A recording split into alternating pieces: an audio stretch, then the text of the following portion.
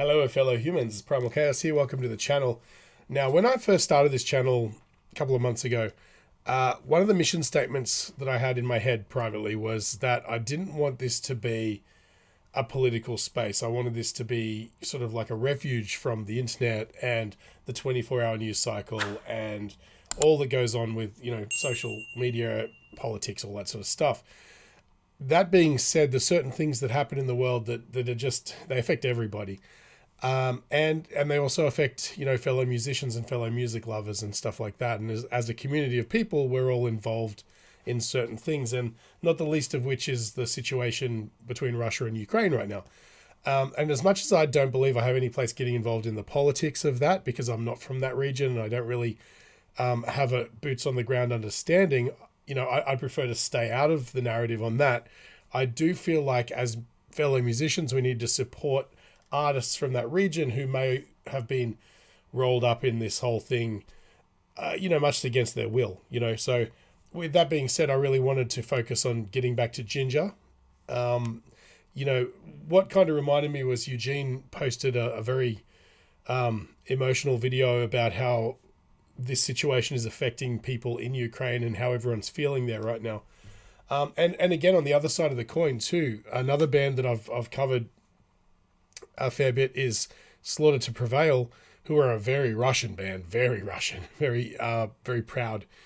And Alex Terrible also came out with a video, and the key takeaway from his video is please don't implicate the rest of us in the movements of our government. And I think that's a beautiful sentiment, and it just shows that, the average person on the ground or music lover or whatever has nothing to do with all of this.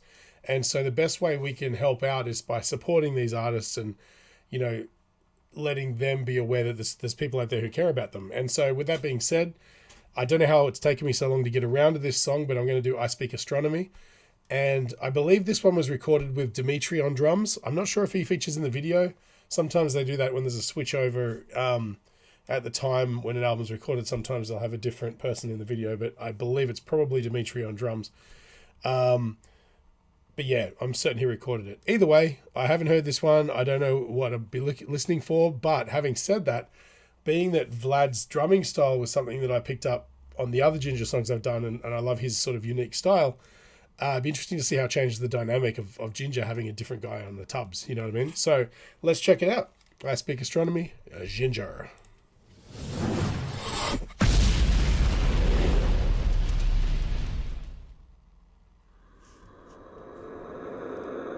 Cool.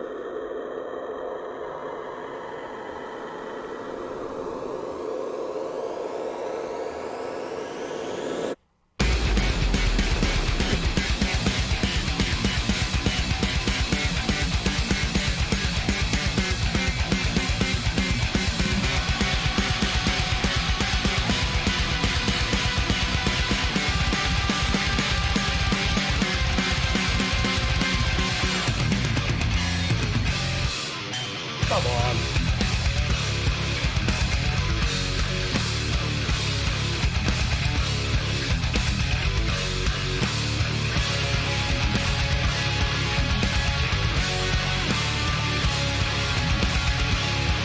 Interesting.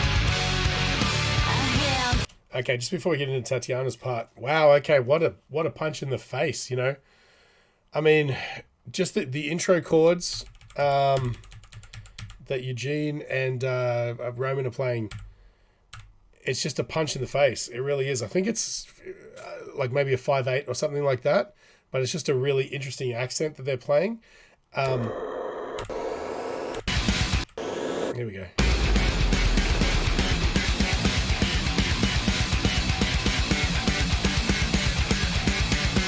Wow, there's a lot going on there that you're probably not even hearing. It sounds like it's just being like like that, but there's an open string. You can see that Roman's playing in between. That's just like a it's like it's more complex than it sounds. And not only that, Eugene's playing it too. That's intense, man. And then they go into this part where it's like, I don't know, when Roman first picked up a guitar, whoever was around said to him, "This is the fretboard. You need to make sure you use the whole thing," because the next parts that come in are just the open parts that he's playing, like it's got open strings and bends and.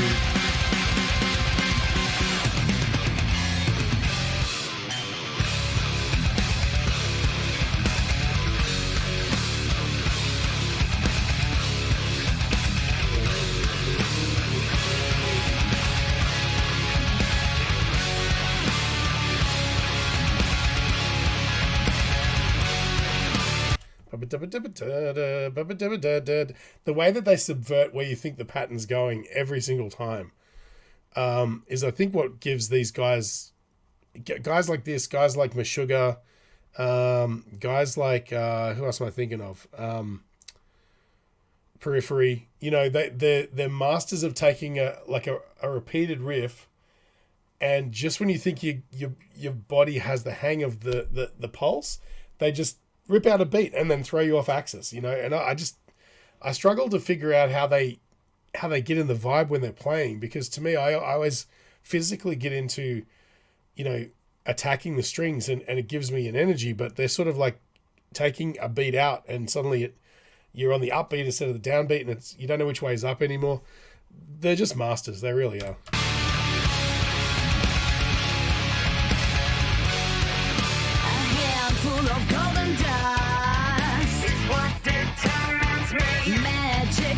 Great looking video.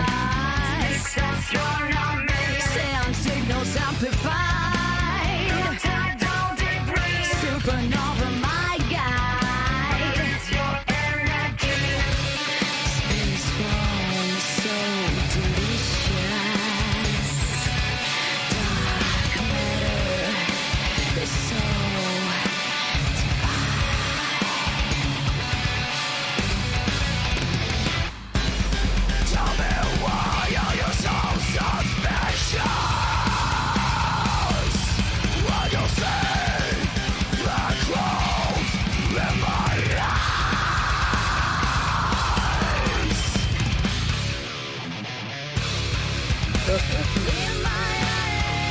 I just can't get my head around that riff. Oh my god. I love it. I love it so much.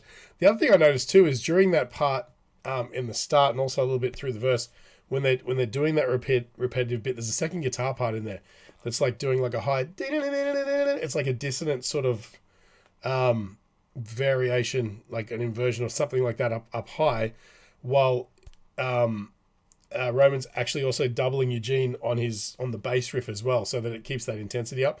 I suspect that when they play it live, either he doesn't play that high harmony part, or he just lets Eugene take that part, because, you know, there'll be enough punch in the bass to really get that sort of energy.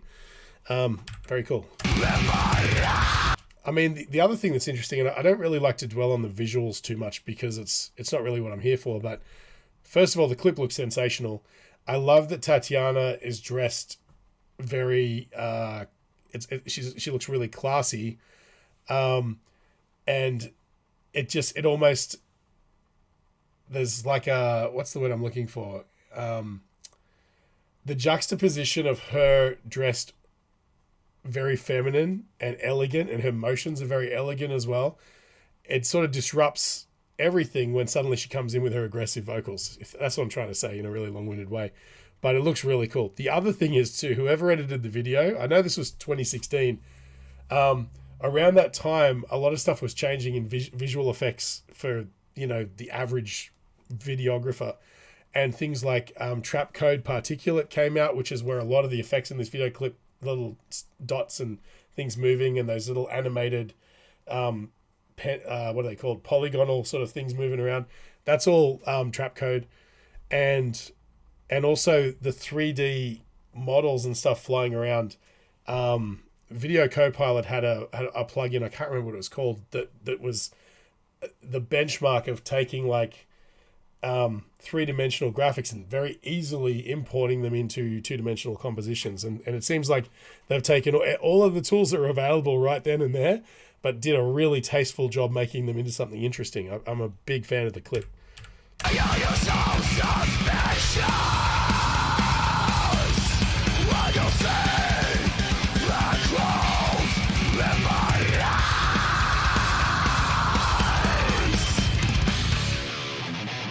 Come on.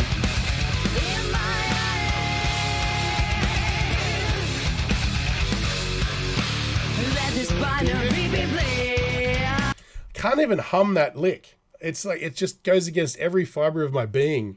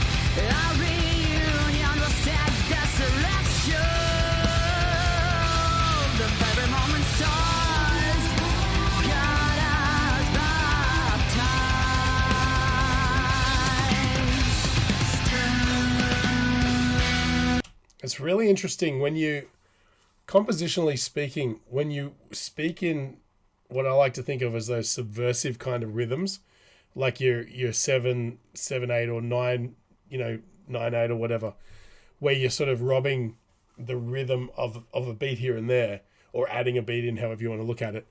And it always gives you a really nice resolution when you drop into a 4/4 beat. It gives you a really cool option for like your middle 8 to calm everything down and to bring it down to like something that is way more relatable. And then all of a sudden you just rip that away and suddenly you're spinning just like these asteroids are, Brilliant.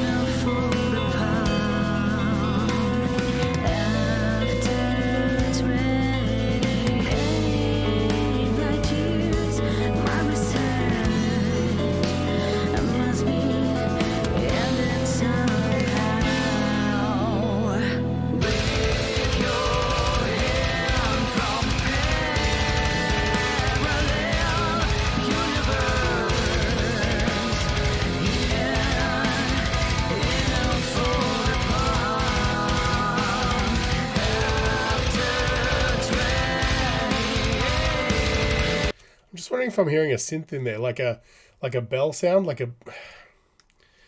it's just sort of like a sort of high harmony sort of thing. It could just be a clean sound guitar, maybe playing harmonics or something like that. It's hard to hear under the mix.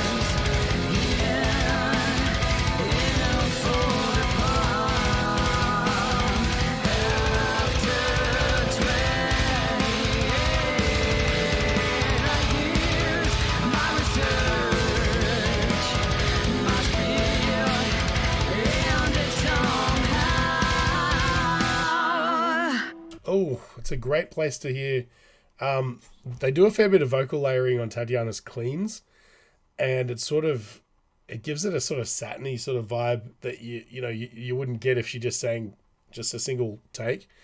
And you can hear it mostly there when it comes to an end and all the different voices stop slightly differently. I mean, there's harmonies obviously, but there's,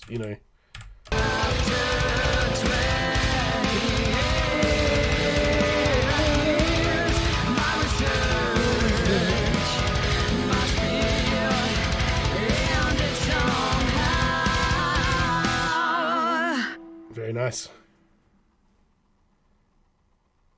Oh, that's it. Okay. Oh, no.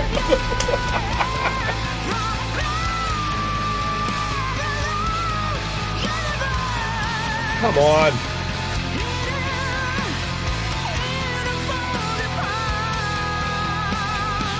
Hang on, I need to get that again because I thought, well, that's an interesting place to end a song. Not enough is spoken about Tatiana's cleans. That was a beautiful belt she's got there. When that comes back in, it's just pure and lofty. She's got great pitch, and it's just a real interesting tone to listen to as well. And that can't be understated how important that is. There's plenty of people who can hit notes. It's another thing to have character in your voice that's listenable, if that makes any sense.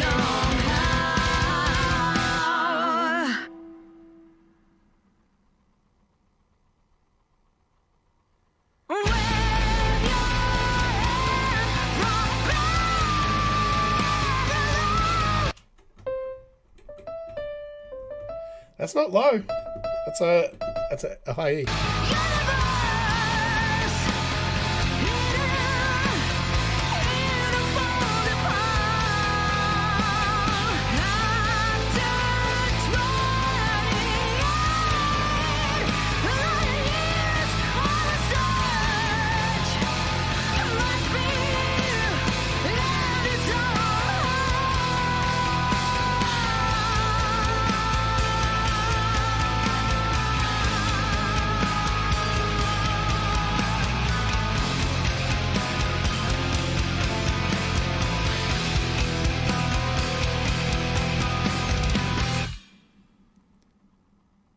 Now we're done.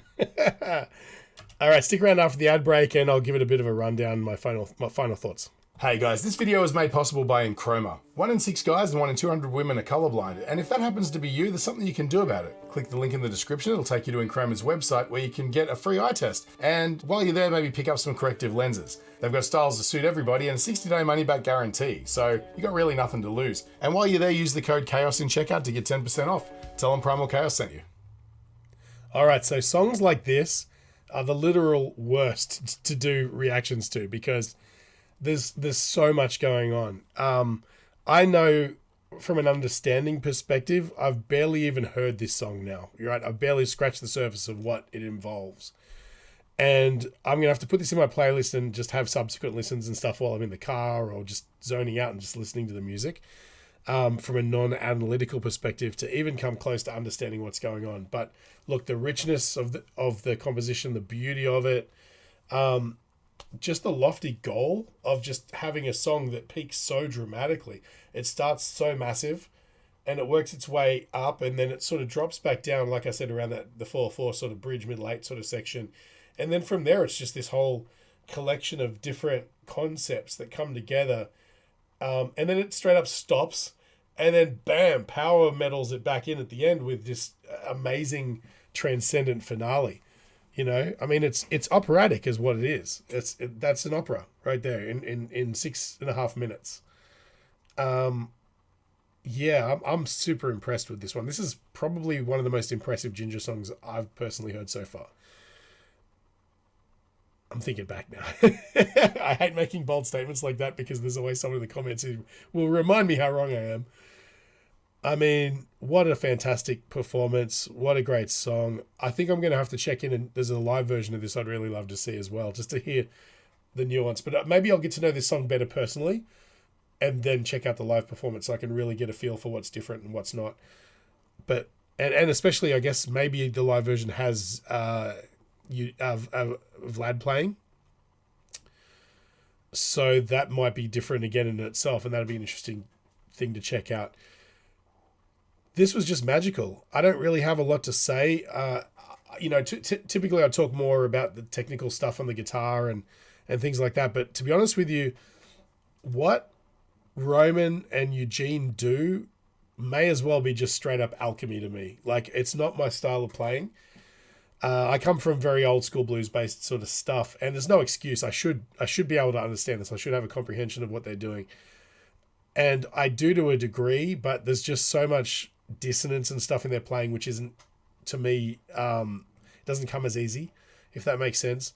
And rhythmically, it's just so on point. It's like there's no margin for error. It's razor's edge tightness and sharpness, And that's something that I aspire to. So maybe what I need to do is start learning some Jinjer songs and maybe do some playthroughs and figure out exactly what makes them tick. Because until you start walking in their shoes, you can't really fundamentally understand. And, when I started this journey of analyzing metal bands and things that were kind of outside my comfort zone, I didn't realize how much information I would pick up in a short period of time. Like, I've got some friends who are way into metalcore and deathcore and stuff like that. And they'll often be playing music and they're like, oh, do you know who this is? And I can listen and just, objectively say, well, that sounds like Sam from Architects, so I'm assuming it's Architects. Or, that sounds like the guitar playing of such and such, So I am taking on board terabytes of data, but the fundamentals of playing guitar in the genre are still very elusive to me. So the only way to really get around that is to start to think like those players by learning how they play. So that might be a challenge. Maybe I can figure out some way to draw that into the channel. If you guys have any suggestions about where to start with this style of playing, what songs might be a good gateway for, like, let's say a beginner, because I've got fundamental guitar skills, but when it comes to this style of playing and playing in unusual tunings and things like that, I'm still very much a novice, right? So maybe hit me up with some good places to start, and maybe I'll do some progress videos and some playthrough stuff to sort of get the hang of it. And that might be something else I can add to the channel. That might be a cool idea. But as far as this song goes, man, what a classic. What a great song. I'm amazed it's taken me this long to get around to this sort of stuff. And I know that this was the same album. Well, I believe this is the same album that Pisces came off, which I still haven't done because, like I mentioned earlier, I know that song. I sort of had to listen to it back when it was when it went viral, so to speak, with that live music video performance thing that they do. But maybe I should still do it because it's still kind of an unknown to me. I've heard it, but it's not something I'm absolutely familiar with. So maybe I'll do that next. Let me know in the comments if you think that's a good idea. Anyway, that's about it from me. Thanks for sticking around. I hope I added some sort of value. And if you feel like I've brightened your day at all, I'd appreciate it if you just buy me a coffee. That's the best way you can support the channel. I'll put a link in the description. And I would appreciate that very much. Also, like, share, subscribe, hit the bell, all that stuff. If you think you know someone who may appreciate this video, please share it with them. That always helps dramatically as well. But more than anything, you guys, the thing that you really inject into this channel is the direction, the pathway. The suggestions that you guys throw out there is exclusively how I choose my next videos. If something seems like a popular choice from a genre or a band, I've got no choice but to do it. I have to, right? And that's how I sort of pick my way through the bog of eternal stench of heavy metal. You got to be very careful. That was a Labyrinth quote, if anyone was not familiar. Thanks again, guys. I appreciate you, and I appreciate you sticking around. I'll catch you on the next one.